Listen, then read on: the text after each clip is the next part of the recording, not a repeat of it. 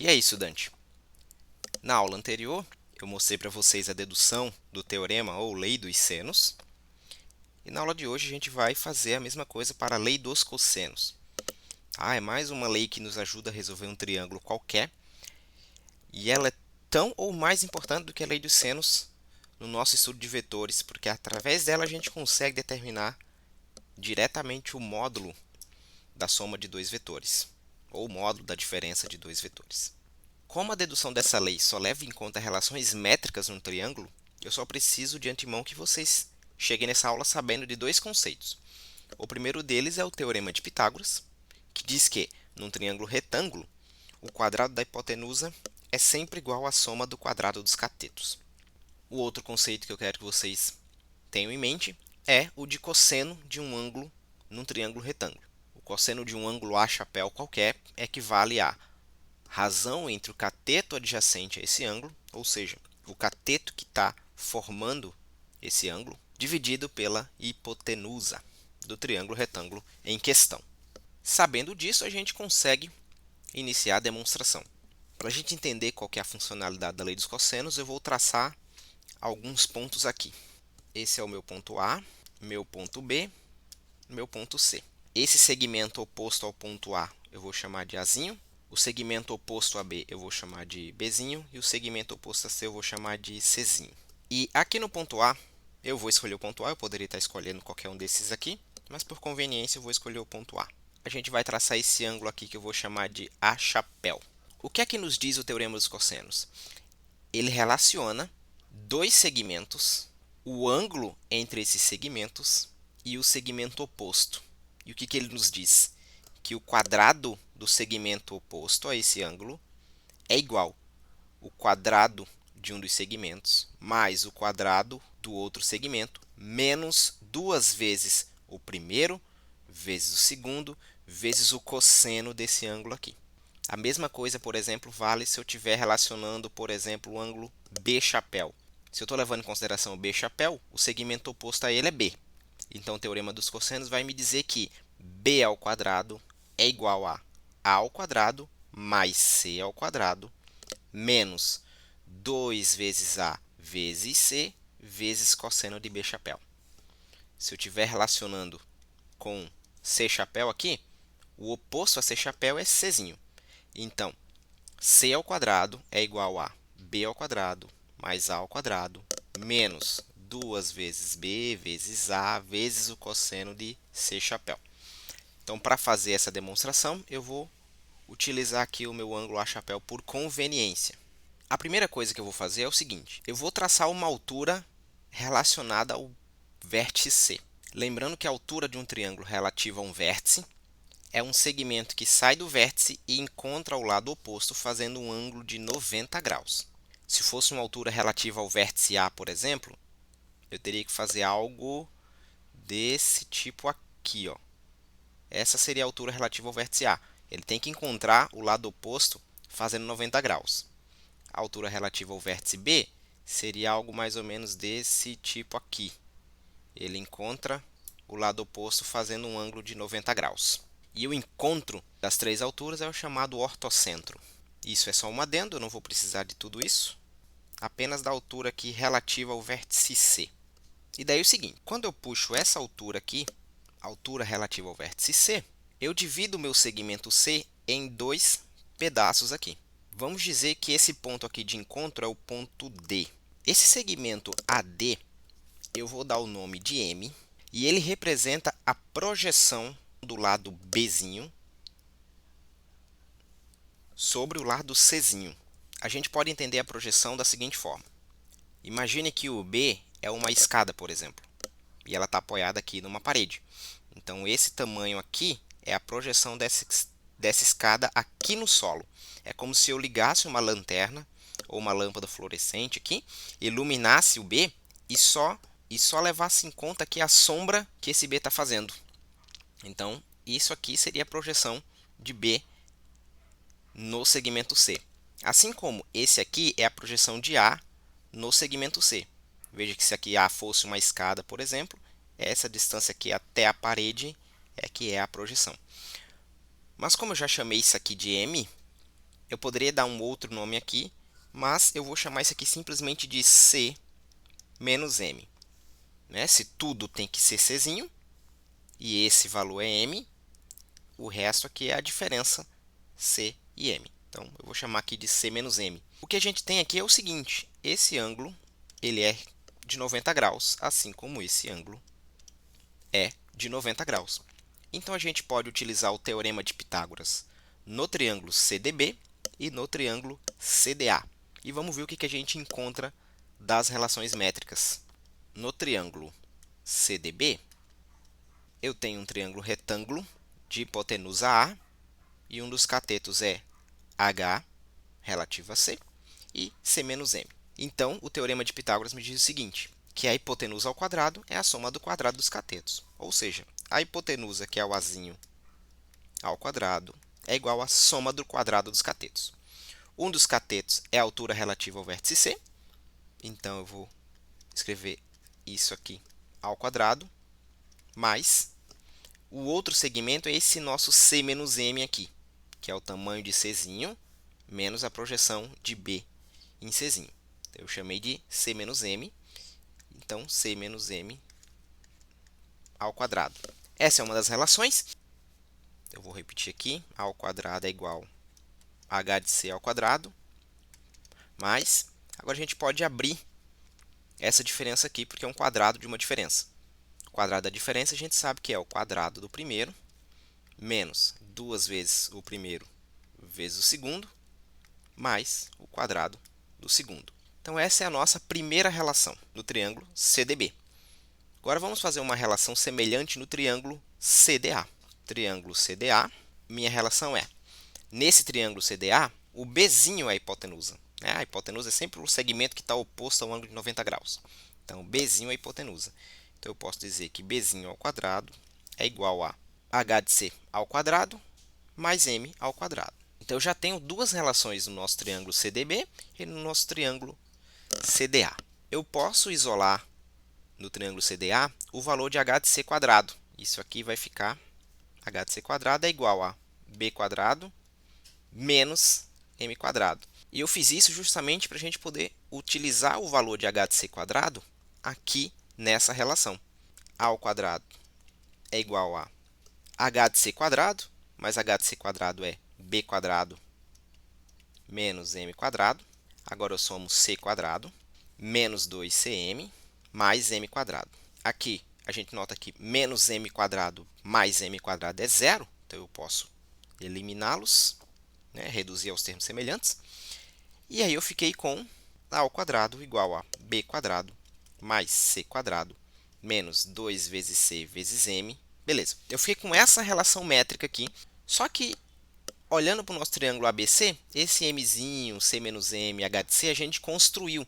Eu quero uma relação sem essa construção, eu quero uma relação apenas com A, B e C. E daí o que a gente faz? A gente lembra da definição do cosseno de um ângulo num triângulo retângulo. Tá? Se eu quero eliminar mzinho, eu posso olhar aqui para o A chapéu e perceber que mzinho é o lado adjacente de A chapéu. Então, eu posso tirar uma outra conclusão aqui. No triângulo CDA, o cosseno de A chapéu é a relação entre o cateto adjacente a A chapéu, que é M, né? Eu tenho dois catetos, H e M, mas o adjacente a A chapéu é M, dividido por B.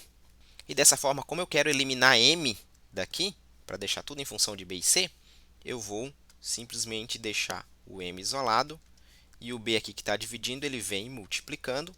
Vou ficar com B cosseno de A chapéu.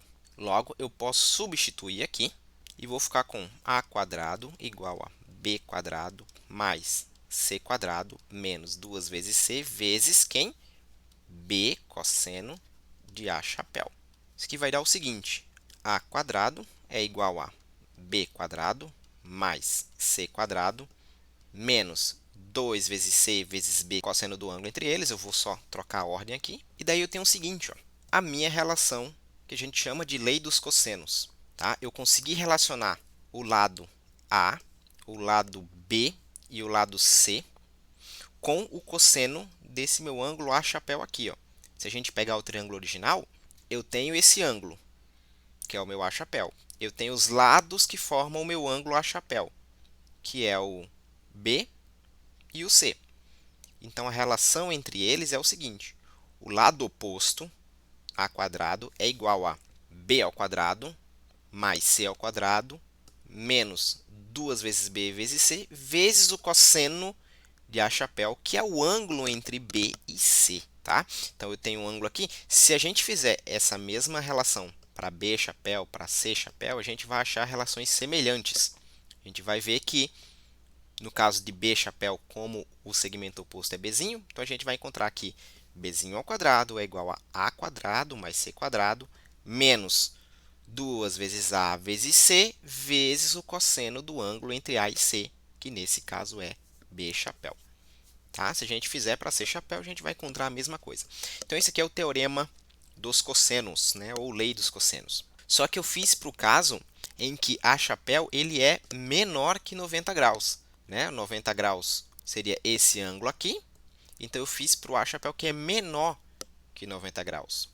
Se o A-chapéu for igual a 90 graus, o cosseno de 90 graus é zero. Então, esse produto menos 2 vezes b vezes c vezes zero vai dar zero. Então, eu vou ter isso aqui, ó, que é justamente o teorema de Pitágoras. Porque nesse caso aqui, eu teria isso aqui como um cateto. Esse aqui seria a hipotenusa, que seria o meu azinho. O quadrado da hipotenusa é a soma do quadrado dos catetos. Então, a gente vê que a lei dos cossenos se reduz ao teorema de Pitágoras quando o ângulo que eu estou considerando é igual a 90 graus. Se ele for menor que 90 graus, a gente encontra essa relação aqui. Mas e se esse ângulo for maior que 90 graus? Se eu tiver algo desse tipo aqui, eu considerando o triângulo ABC, só que um desses ângulos é maior que 90 graus, ou seja, é um triângulo obtusângulo, porque esse ângulo aqui é um ângulo obtuso, maior que 90, menor que 180. Como que será que fica a expressão do teorema dos cossenos num triângulo que seja obtusângulo? Um triângulo que é acutângulo, a gente encontrou isso aqui. E num triângulo que é obtusângulo, o que a gente encontraria? O procedimento inicial vai ser o mesmo, tá? Como eu estou querendo relacionar com A-chapéu, eu vou traçar uma altura do meu vértice C relativo ao segmento oposto. Só que nesse caso, qualquer ângulo aqui, ó, vai ser sempre obtusângulo. Então, até eu chegar num ângulo 90 graus, eu tenho que traçar aqui, ó. Então, o que significa? Que essa altura aqui ela está fora. Exatamente, ela está fora do meu triângulo. Mas isso aqui é normal, isso aqui acontece, tá? O que eu vou fazer aqui agora é prolongar o meu segmento Czinho, só para a gente ter uma ideia aqui do que está acontecendo. Eu só prolonguei o meu Czinho, e daí eu tracei uma altura do vértice C até o Czinho. Só que para ser altura tem que encontrar o segmento C fazendo 90 graus. E ele só encontra fazendo 90 graus se eu prolongar a reta suporte do meu segmento Czinho. Então, aqui eu tenho um ângulo de 90 graus. E esse segmento aqui, eu vou botar o nome aqui do vértice D. Esse segmento aqui é a projeção de B sobre a reta suporte de Czinho, que eu vou chamar novamente de M. E agora eu tenho dois novos triângulos retângulos. Eu tenho o triângulo CDA e tenho o triângulo CDB. E aí eu vou tirar as relações métricas igual eu tirei da outra vez. Então, para o triângulo CDB, eu vou ter o seguinte, ó, CDB. A hipotenusa de CDB é o azinho, então o azinho ao quadrado vai ser a soma do quadrado dos catetos. O primeiro cateto é esse segmento aqui, vou chamar de altura relativa a C. Então, aqui vai ser a altura relativa a C ao quadrado, mais o outro segmento, o outro cateto é esse aqui, ó, é o cateto DB.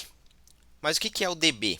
DB é o segmento M, que é a projeção de B sobre C, mais o C. Então, DB é C mais M.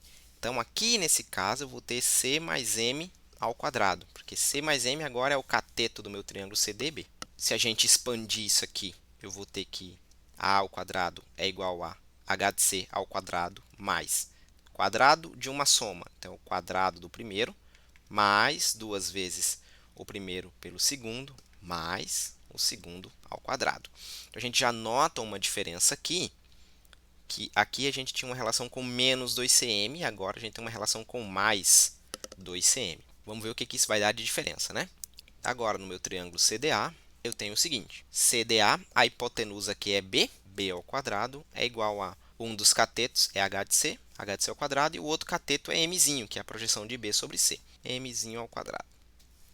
Da mesma forma, eu quero eliminar o h de C quadrado, então h de C quadrado é igual a B quadrado menos M quadrado dessa relação aqui. E isso aqui eu vou jogar aqui dentro. A ao quadrado é igual a h de C quadrado, que é B quadrado menos M quadrado, mais C quadrado, mais 2CM, mais M quadrado. Mais uma vez, menos M quadrado mais M quadrado é zero. E aqui eu tenho uma relação métrica diferente. A ao quadrado é igual a B quadrado mais C quadrado mais 2CM. Essa relação métrica, eu já tinha encontrado ela aqui, só que em vez de menos 2cm, que é o que a gente encontra num triângulo acutângulo, eu encontrei mais 2cm, que é uma relação de um triângulo obtusângulo. Tá bom, da mesma forma agora eu quero eliminar mzinho, então eu vou utilizar a relação de cosseno.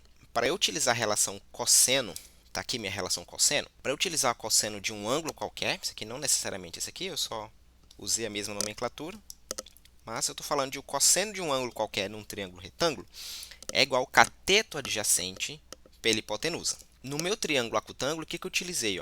O ângulo a chapéu, de forma que esse meu M fosse o cateto adjacente ao ângulo. Né? Se eu utilizasse esse aqui, esse aqui é o cateto oposto a esse ângulo, e Mzinho é oposto a esse ângulo. Então, Mzinho é sempre um cateto adjacente a um dos ângulos e oposto ao outro. Para eu utilizar o cosseno aqui, eu tenho que fazer com que M seja cateto adjacente a um certo ângulo. Um triângulo retângulo tem dois candidatos, ou esse ângulo aqui, ou esse ângulo aqui. Só que para esse ângulo aqui, Mzinho é oposto ao ângulo. Então, para eu utilizar a relação de cosseno, eu preciso que Mzinho seja adjacente a um certo ângulo. E o ângulo vai ser esse aqui, ó. Esse aqui que eu vou usar azul, e eu vou chamar de X chapéu, porque eu não sei que ângulo é esse. Esse ângulo aqui faz com que Mzinho seja cateto adjacente a ele. Então, em relação a esse ângulo, o cosseno desse X chapéu é igual ao quê? O cateto adjacente a X chapéu, que é M, dividido pela hipotenusa, que é Bzinho. Então, o meu M ele vai ser igual a B cosseno de X chapéu. Mas aí que entra o truque, pessoal. Se vocês olharem para cá, esse X chapéu nem existia. Então, eu tenho que tentar relacioná-lo com o meu A chapéu, que esse é o meu objetivo. O meu triângulo original é o meu triângulo ABC. E eu conheço B, conheço C, quero conhecer A, então eu tenho que conhecer A chapéu. O que eu sei é que X chapéu e A chapéu, eles são suplementares, ok? O X chapéu mais o A chapéu, eles dão 180 graus, eles formam um ângulo raso, tá? Quando eles formam um ângulo raso, existe uma relação muito importante que eu não vou demonstrar aqui. Vocês vão ter que acreditar em mim, porque para isso eu precisaria falar de ciclo trigonométrico ou fazer fórmula de soma de arcos, então eu não vou fazer isso. Mas vocês vão ter que acreditar em mim. Toda vez que dois ângulos são iguais a 180 graus, o cosseno de um é o oposto do cosseno do outro. Tá? Existe uma relação entre o seno deles, que a gente não está utilizando aqui, mas só a título de curiosidade. Se a soma desses ângulos dá 180 graus, o seno de um é igual ao seno do outro. Mas o cosseno não. O cosseno é oposto. Então, disso aqui eu tiro o seguinte, que M é igual a B vezes o cosseno de X chapéu, que é o menos cosseno do A chapéu.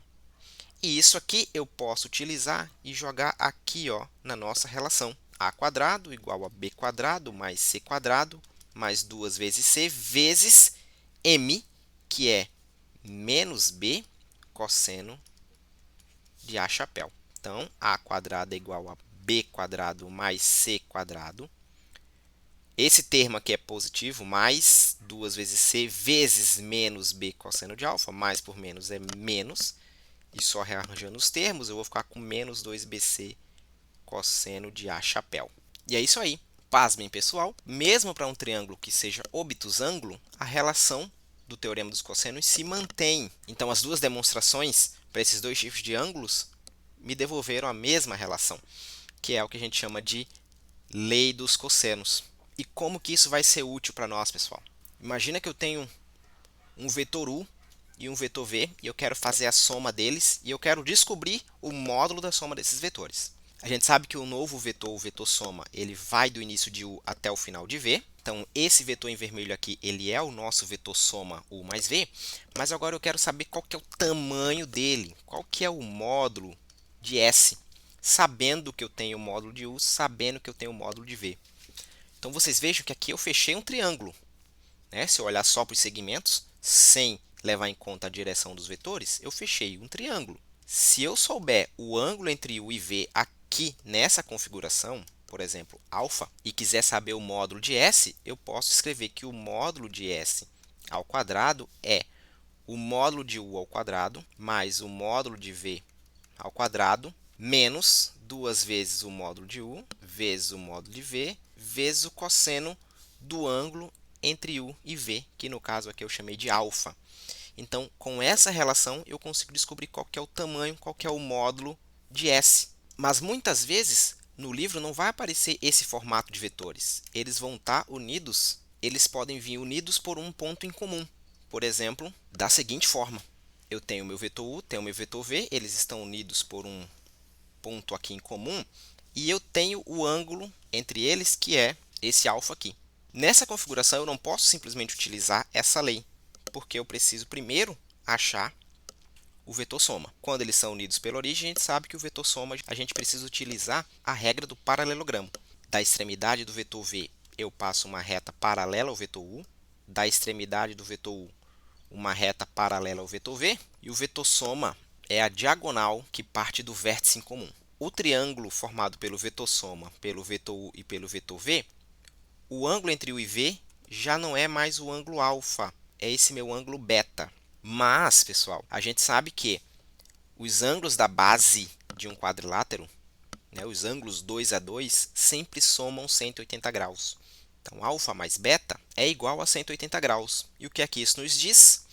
Que o cosseno de um é o oposto do cosseno do outro. Isso aqui é uma relação que vocês vão levar para a vida agora.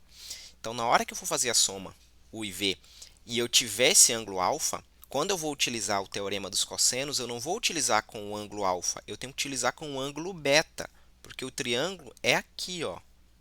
Tá? Esse ângulo alfa é o ângulo entre U e V nessa configuração onde eles estão unidos pela origem, onde eles estão unidos por uma origem comum. Na hora que eu vou utilizar o teorema dos cossenos, eu tenho que utilizar o ângulo entre os segmentos U e V nessa configuração de triângulo. Então, eu tenho que utilizar cosseno de beta. Então, na hora que você vai utilizar isso aqui, você vai pôr o cosseno de beta. Mas a questão te deu o alfa. Mas aí não importa. A gente sabe que o cosseno de beta é o negativo do cosseno de alfa. Então, para essa configuração aqui, o módulo de S ao quadrado é o módulo de U ao quadrado, mais o módulo de V ao quadrado, menos 2 vezes o módulo de U módulo de V, vezes o cosseno de beta. Mas o cosseno de beta é o negativo do cosseno de alfa. Então, em vez de beta, eu vou pôr um alfa, e o negativo com o negativo se cancela. E daí você vai ter essa expressão para determinar o módulo da soma de dois vetores. Os livros de ensino médio, eles te trazem essa modificação do teorema dos cossenos, e às vezes eles não explicam por que aqui aparece um mais. Tá? Esse aqui não é o teorema dos cossenos. Ele é o teorema dos cossenos adaptado para essa situação. Então, por exemplo, se eu tenho o vetor U e o vetor V unidos pela origem comum e eu te dou o ângulo alfa, que é, por definição, o ângulo entre os vetores U e V, quando você vai utilizar o teorema dos cossenos, você não vai utilizar o cosseno de alfa. Você vai utilizar o menos cosseno de alfa, que é igual ao cosseno desse beta aqui. Então, na fórmula, acaba surgindo um mais se tu estiver utilizando o cosseno de alfa. Mas a gente sabe que, na verdade, isso veio porque o cosseno de beta, que é o ângulo que é levado em consideração no teorema dos cossenos, esse ângulo ele é o negativo, o cosseno desse ângulo é o negativo do cosseno de alfa. Então, tem essa sutileza aí que aparece nos livros de ensino médio e às vezes não fica muito bem explicado. Tá? Então, é o teorema dos cossenos que a gente vai utilizar para resolver as questões com o módulo da soma de vetores. Então, a próxima aula a gente vai falar mais, vai trazer mais sobre soma vetorial, já que agora a gente conhece a lei dos senos e a lei dos cossenos. Então, a gente pode utilizar essas duas leis sempre que a gente precisar. Beleza? Se esse vídeo deixou o teorema ou lei dos cossenos menos caótico para vocês, não deixe de avaliar esse conteúdo, tá? Deixa o like aí que ajuda bastante o canal, né? O canal está bem no começo ainda, então ele precisa de um incentivo aí para crescer, para eu conseguir levar esse conteúdo para mais pessoas de forma gratuita, beleza? A gente se vê na próxima aula com mais conteúdo sobre soma vetorial. Até mais!